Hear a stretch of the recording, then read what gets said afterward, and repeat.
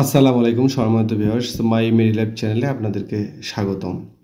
স্ক্রিনে একটি প্রোডাক্ট দেখতে পাচ্ছেন যার নাম হচ্ছে সার্জেল। এটি সুইবাজল গ্রুপের একটি মেডিসিন, বা এটাকে আমরা সংক্ষিপ্তভাবে আমরা পিপিআই বলে থাকি, প্রোটন পাম্প ইনহিবিটর। আসলে সার্জেল আসলে কি কাজ করে বা আমরা কেন খাই এবং এর উপকারিতা এবং অপকারিতা আমরা দুটো দিক নিয়ে আজকে আলোচনা করব।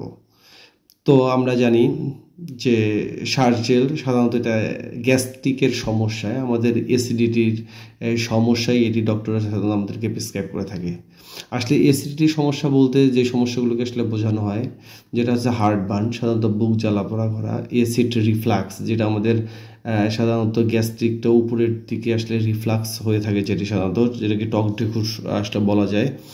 এছাড়াও গ্যাস্ট্রিক আলসার, ডিউডেনাল আলসার এবং আরও নানাবিধ সমস্যা সাধারণত ডক্টররা আমাদেরকে এই প্রোডাক্টটি লিখে। বিশেষ করে দীর্ঘদিন ধরে অনেকেই যারা পেইন কিলার খান, এটাকে বলা হয় যে ইনসার ইনডিউস আসলে অ্যাসিডিটির প্রবলেম। এই প্রবলেমগুলোর ক্ষেত্রে ডক্টররা সাধারণত আমাদেরকে কোনো না কোনো কোম্পানির কোনো না কোনো একটি পিপিআই ব্র্যান্ড সাধারণত লিখে থাকে।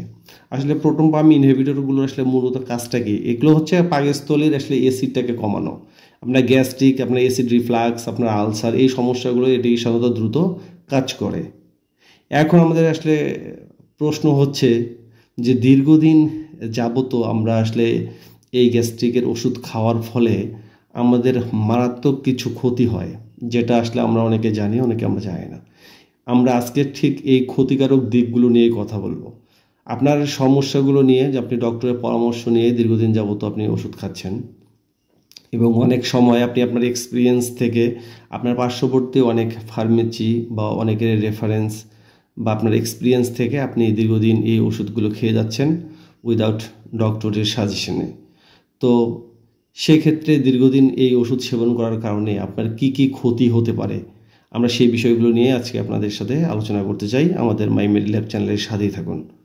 এরা সবচেয়ে মারাত্মক কিছু ক্ষতিকারক দিক আছে যেগুলো আমরা অনেকে জানি না। যেমন আমাদের যে হাড় থাকে, সে হাড়গুলো অনেকটা পাতলা করে দেয় দীর্ঘদিন এই অ্যাসিড, এই গ্যাস্ট্রিকের ওষুধগুলো খাওয়ার কারণে, যেটাকে আমরা অস্টিওপোরোসিস বলি।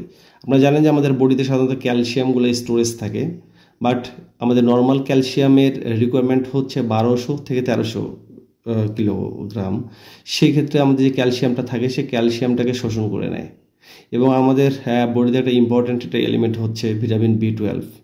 এই ভিটামিন B12টাকেও সাধারণত গ্যাস্ট্রিকের যে ওষুধ আমরা খাই, পিপিআইগুলো, এগুলো আসলে শোষণ করে, যার ফলে আমাদের দুর্বলতা বা মাথা ঝিমঝিম, এই কমন রোগগুলো আমাদের হয়ে থাকে। সবচেয়ে যেটা মারাত্মক আপনার ক্ষতি করে, সেটা হচ্ছে আপনার কিডনির যে স্বাভাবিক কার্যকারিতা, এটা দিন দিন আপনাকে নষ্ট করে দেয়। পাকস্থলীতে আপনার ব্যাকটেরিয়া বাড়ে এবং ইনফেকশন হয়। আপনারা জানেন যে আমরা যে খাবারগুলো খাই, খাবারগুলো ডাইজেস্ট করার জন্য আমাদের বডিতে, আমাদের স্টোমাকে আসলে অ্যাসিডের প্রয়োজন পড়ে। তো এই অ্যাসিড আমাদের খাবারগুলোকে ব্রেকডাউন করে। তো সেই ক্ষেত্রে আপনার অ্যাসিডের এই পরিমাণটা দীর্ঘদিন এটা খাওয়ার কারণে আপনার অ্যাসিডের পরিমাণটা কমতে থাকে। সেই ক্ষেত্রে আপনার হজম শক্তিটা অনেকটাই কমে যায়। সেক্ষেত্রে আপনাকে হতাশাগ্রস্ত এটা দেখা দিতেই পারে।